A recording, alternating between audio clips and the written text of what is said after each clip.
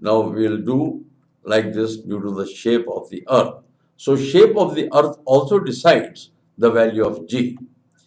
The Earth is elliptical in shape. It is flattened at the poles and bulged at the equator. This I have just now explained, and it can be depicted in a figure also. Now we know that G is inversely proportional to RE square. Therefore, the value of G at equator is minimum, but at the poles it will be maximum because polar radius is less and equatorial radius is more. Now, GE, that is acceleration due to gravity on Earth, will be GM over RE square, and this is at equator. And GP, that will be at poles, that is GM over RP square, that is at poles. Now, we know that RE and RP. What are RE and RP? RP is at equator and RP at poles.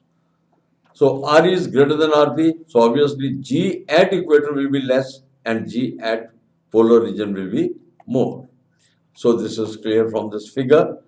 At the equator, the Earth is slightly bulging outside, whereas on the poles, it is towards the less curvature or it is towards the center.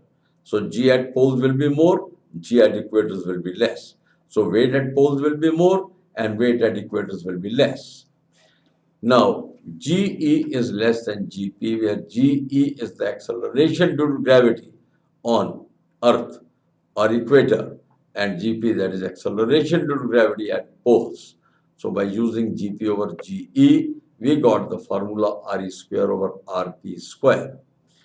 Now, numerical value of RP is 21 kilometer less than RE. Therefore, GP minus GE is nearly 0.02 meter per second square.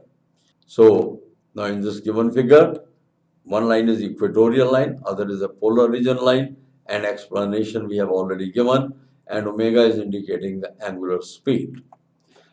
Now, rotation of Earth also decides about the value of G.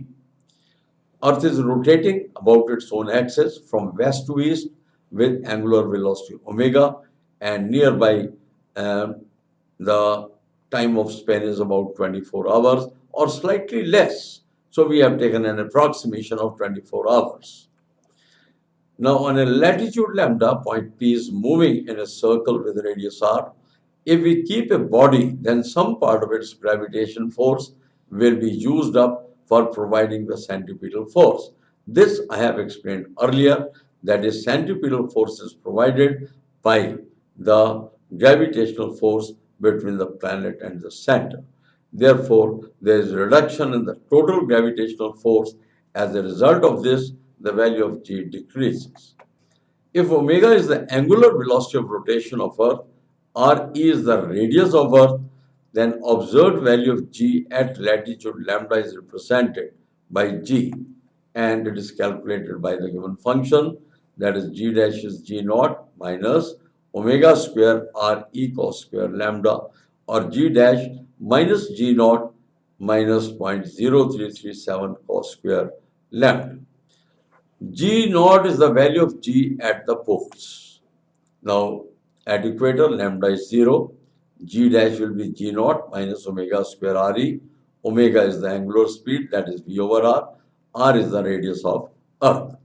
So, from G naught, we have subtracted 0.0337, that is what is the minimum value. At poles, lambda is 90.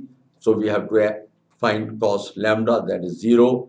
So, G dash will be equal to G naught, and that is the maximum value. Now, from above expressions, we can conclude that the value of G at the surface of Earth is maximum at poles and minimum at the equator. Therefore, weight of bodies is maximum at the poles and minimum or decreasing towards equator. If Earth stops rotating about its axis, obviously omega will become 0, and for the mathematical relations, the value of G increases everywhere except at the poles.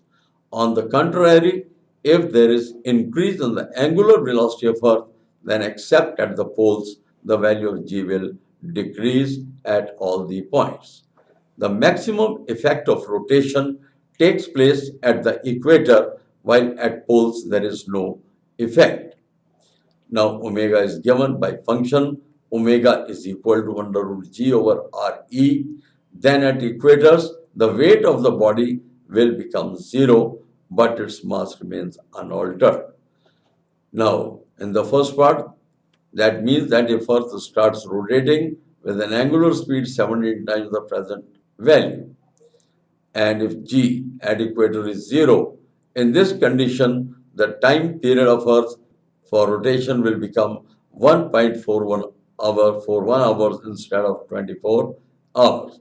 This all facts we can calculate from the equations which I have explained earlier. Now there is an example on a planet whose size is the same as that of Earth. It means that sizes are same and mass is 4 times to the Earth. That is, the mass of Earth is m, then the mass of the other planet will be 4m.